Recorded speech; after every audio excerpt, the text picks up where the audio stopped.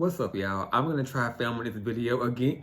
So hey friend, I'm back with another video, and today it's kind of another life update because I want to talk about my NoFAP journey. If you don't know what NoFAP is, it is basically an anti-masturbation movement. And instead of saying that word, we're going to say riding the pogo stick because YouTube might be a little iffy with the word masturbating. I want to talk about this because a lot of content creators who talk about NoFAP, they don't really go into detail when it comes to the relapse aspect of the journey, and relapsing is, oh my God. Relapsing is unfortunately a big part of the NoFAP journey. You're going to fall off the wagon a lot of times before you just live a life of no riding the pogo stick, okay? A lot of content creators who speak of this, they make it seem like people who relapse are weak and not men. It's very toxic, when in reality, like, you can't just stop cold turkey. Riding the pogo stick can become an addiction or a bad habit, if you will, because addiction can be a strong word. Now, the benefits of not riding the pogo stick, it's a lot of them. However, the ones that come off the top of my head is you're more confident in yourself, you're more sociable with other people, it eliminates brain fog, you're more alert, and you're more ambitious, you're more willing to do things, and you minimize the possibility of depression. And this video is not to trash talk porn. You can have an unhealthy amount of anything. I'm not gonna sit here and say that porn is bad. I wanna talk about how I first discovered pornography. I grew up with DirecTV, and I was fortunate enough to grow up in a household that had every channel. I grew up with HBO Max and Cinemax and Stars. And so those particular channels had softcore porn that came on after dark. And I would watch that. Me and my cousins and my friends, we would all lock the door and watch this together because they were movies. Like, they had storylines. And so, yeah, we were like giggling because we was watching something that we knew we wasn't supposed to.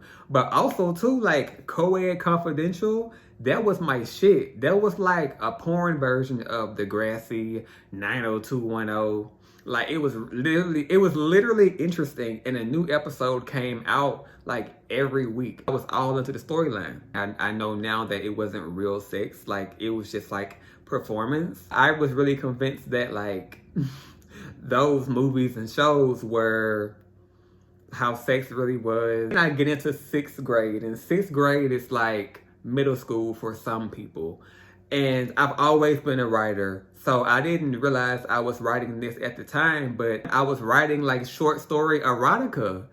And I ended up selling that, like, to my peers, like my male classmates and like teammates, because I played sports too. And it was so funny, like, I would sell this for like $1, 75 cents, 50 cents, depending on like how much work I put into it. Because back in 2006, like, you could buy like snacks in my school for like 50 cents. Like, Airheads cost 25 cents, a bag of chips cost 50. It was lit. Guys would come to me in between class and be like, Tyler, like, write me one of your freaky stories. Like, I would have them subscribe their fantasies to me, and I would like bring it to life in like a short story and sell it to them. It was so crazy. And then one day, guys just stopped asking for my short stories. And I was like, okay, what's going on here? And I found out that it was a new kid on the block. He was selling porn DVDs in the bathroom in between classes, because in 6th grade, that was the first year that we had, like, 7 classes a day, and we would have to like interchange between, classes or whatever. But in between that time, we had time to go to the bathroom, to go buy snacks from the concession stands. And yeah, a lot of guys were going to meet this dealer in the bathroom and buy a porn DVD from him for $5 a pop. And I'm like, oh wow, so this is what's going on? And so I'm thinking that he's selling like the softcore porn stuff because that's all that I knew of. So I'm like, oh wow, oh my God, like seriously? Where's your imagination? Let me just buy one of his little DVDs and see what's going on here. I bought one, I went home, locked the door, watched it, and it was traumatizing. I'm like, this is real sex? It was very intense. And that's when I experimented with myself and discovered riding the pogo stick. And when I discovered that everything that I was going through, like the bullying at school, the just being misunderstood at home and being ostracized everywhere just for not being like my parents or like being the black sheep of my family from a very early age, none of that stuff mattered because I found something that helped me escape. And I know that sounds so lame, but like it's totally true.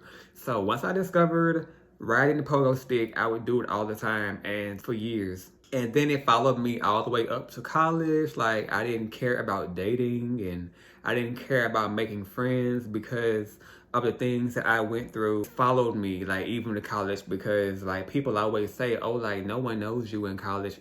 Not true, because I ended up going to a college that was like close to my hometown, and like most people from my high school went to that particular college, and you know, you're gonna bump into people that know you, and therefore like whatever reputation that you have in high school is gonna also be at college too.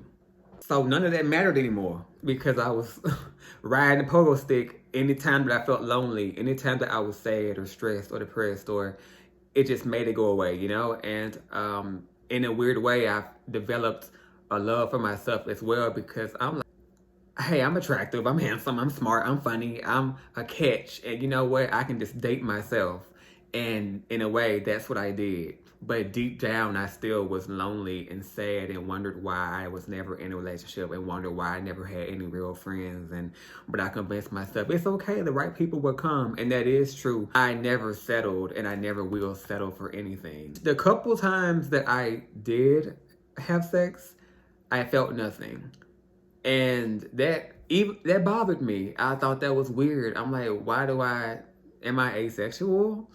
And I really numbed myself for so many years to where it just became normal to me, to where I didn't think it was a problem, to where I forgot why I was numbing myself in the first place. While I may be numb from so many years of discrimination, if you will, I was still open to like good people being in my life. The people that I did let into my life ended up not staying for whatever reason. So that is why I'm on a NoFAP journey. This has become unhealthy. Whenever I'm stressed out or nervous or sad or whatever, I find myself going to ride the pogo stick to escape.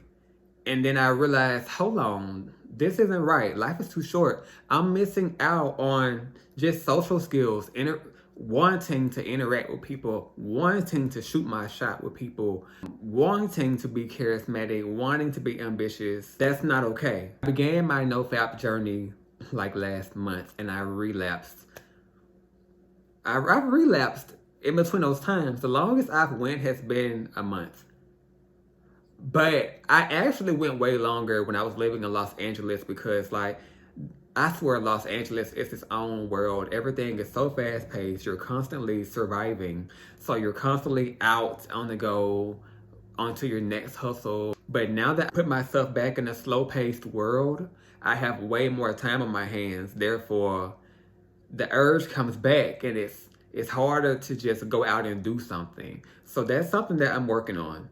And so that is why I relapsed. If you're like at home all day, the urge is gonna come and it's gonna be hard to not fall off the wagon because you're at home. When I feel the urge coming, I'll work out. Literally do some push-ups, do some yoga, meditate, whatever. Go outside, get in my car, go somewhere. That's me being a man and letting you know like, hey, I relapsed too. And you know what? That's a big part of the journey, more than 50%. When you relapse, that's a learning opportunity. Relapse should be a constant improvement.